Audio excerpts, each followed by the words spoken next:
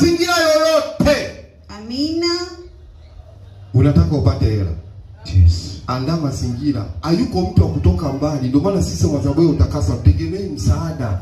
Amen. Umenielewa? Amen. Ana ukitaka kuishi vizuri usitegemee cha mtu.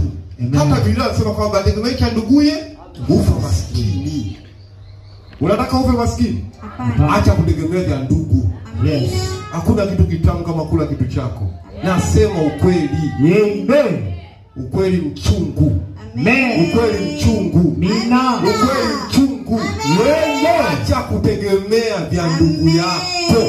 Tafuta vya kwako. Hakuna kitu kitamu kama kula cha kwako. Toka wewe.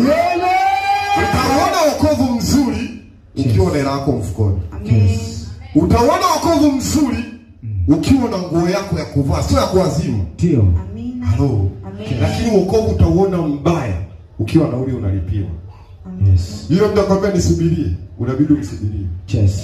Halo. Amen. Akikwambia twende afika sehemu angalau kusalimiana na mtu unaona bidi ufanye hivyo hivyo. Amen. Halo. Amen. Tafuta cha kwako. Mina. Chukia maskini. Yes. Chukia maskini. Amen. Ikiwa Mungu mwenyewe uchukia maskini, ndio maana kusoma Korinto wa pili sura ya 8 na mstari wa 9, mmejua neema ya Bwana wetu Yesu Kristo jinsi alivyokuwa tajiri, lakini kwa utajiri wake akageuka kuwa maskini. Yes. Ili siku tuweze kuwa matajiri. Amen. Chukia magonjwa. Amen. Chukia magonjwa. Ndio. Endelea kusoma msomaji. Wala